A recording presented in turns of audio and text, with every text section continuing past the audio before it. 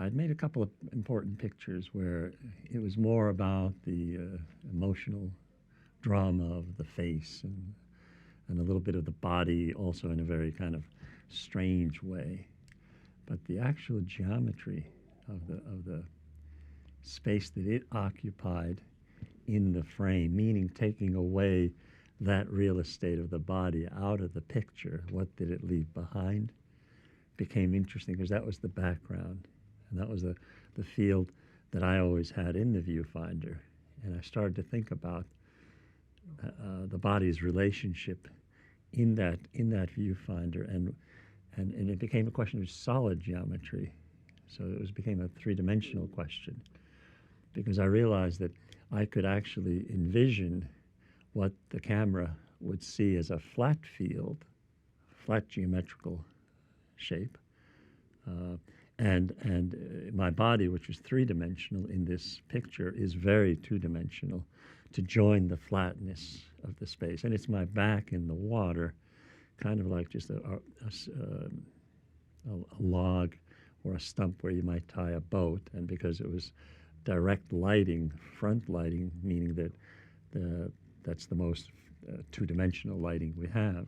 So everything is equal. There are no shadows and highlights, but it's all gray. Then my back in the water was this rectangle going vertical against the horizontal rectangle.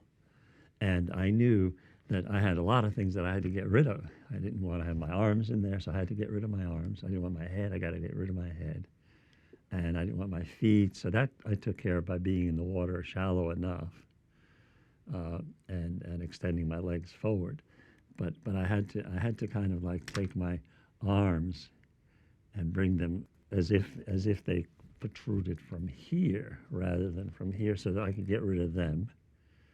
And then my neck, I had to kind of bend more than a neck should bend, as if you took a sledgehammer and knocked it down. So it would be out of the picture as well, so that all you would see is the back, but very vertical and very straight. Unlike in Edward Weston image where somebody might be rolled over, I needed to be flat as a board against the flat light and the flat background of simply water, simply sky. And it was the first time that I realized that my goal was different than most photographers who are making pictures of something. You know, they move around, you know, they're moving around. You know, do I take you from here? Do I take you from here? My goal was really to put the camera stationary and do the moving myself. Do I move this way? Do I move this way? Do I do this? What do I do to get rid of the solid geometry and to convert it into two-dimensional geometry within a rectangle and make sense? That was the first picture.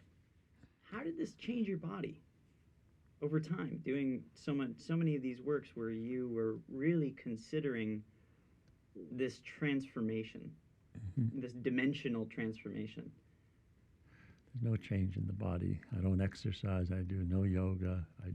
And I knew that I don't manipulate anything, so it all has to work. This is in the 70s, so there's no Photoshop to even be tempted by. But what I learned was that I had to understand the lens.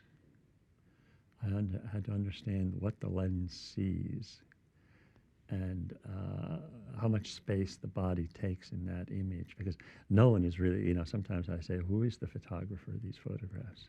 I'm not. Nobody's behind the camera. Who's firing it? Well, I may be doing it remotely. 9 seconds later, you know, maybe 9 seconds is the photographer, right? There's a photographer that's kind of like always taking his time. 9 seconds he needs to take the picture most of the time. And so maybe that time interval is the photographer, because by that time, the subject is in the image, the supposed photographer is in the image, and what's left? 9 seconds. Something's going to happen. So I have to be like thinking about the geometry perhaps also of time. You know, what will change because there's strength, and there the body learning becomes recognizing that you have to sometimes go beyond the 9 seconds in the body, and or you have to almost aim towards. You're aiming towards that 9, so you need to be ready, because a lot of times I'm in motion. The camera sees it as if I'm not. Right? And so what will the camera see in 9 seconds? I have to think that. Right? And I have to think, how will the camera see and what will it see at that 9-second point? In some of the pictures, to give an illustration of this with another photograph made almost 30 years later, 35 years later, where I'm in the water again, but this time I'm sort of parallel to the picture plane. And the picture plane, the frame, where the shutter curtain is the most important part of the camera in my work. That's what I have to think of. What does that see? Right? So I organize that so it's geometrically there's as much sky as there's water. It's a little boring maybe, but the clouds were behaving. Half of them were on one side and none on the other, and there's a little bit of storm coming in. And I knew that their reflection is going to change, and I'm not going to be able to control that. But I am going to be able to control where I'm going to go. And I decided that I think I could, and I've wanted to do this picture for years. And finally I found the right distance. It was near the Arctic Circle in Finland. And land is far, far away, so it's a straight line.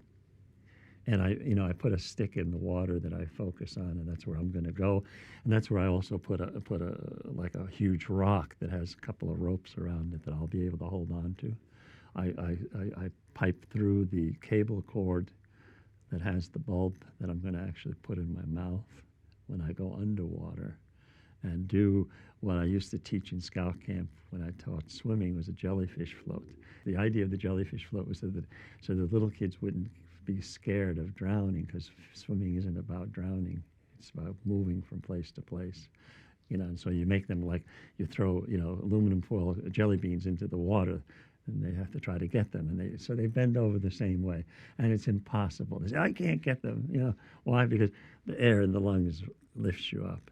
So I did that kind of jellyfish float off that rock. And I knew that I needed to hold that pose for 30 seconds, because I can judge the water, and you can see that it takes 30 seconds for the mirror to come back.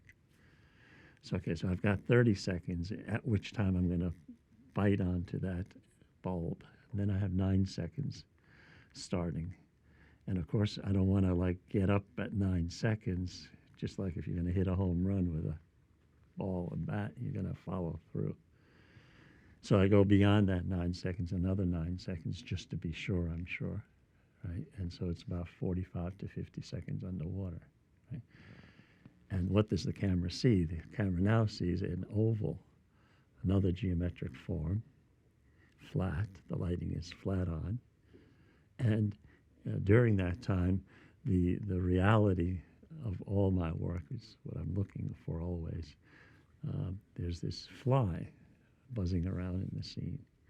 And in the big mural of this picture, you see that the fly got convinced that this was a stone, and one could land here because it was in the middle of the water. And the fly likes to land on soft stones. So in the print, you see the fly, right? And it's also in the reflection. Now, this was made in an age of already Photoshop, right? But in an age of Photoshop, we create images that we've seen before, but we don't create what reality can tell us is also true, right? And so what was true here was that a fly landed on my back. I would never have thought to put it in. And even if I had been that clever, I'm sure I would never have been smart enough to realize that the fly needs a reflection. Right? So that fly becomes my little signature of the truth of the image, and conveys in a way the storyline of everything that I have to do within a certain period of time for whoever the photographer is behind the camera. Do you remember from the point of view of the camera, or do you remember from the point of view of the rock, or the point of view of those 9 seconds? I create in a panic, so it's neither of those.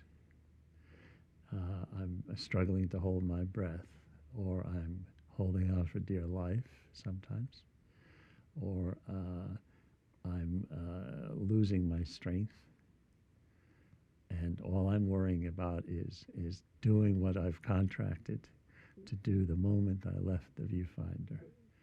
Then I'm a different animal. Then I have only one goal: to get it done, be over with.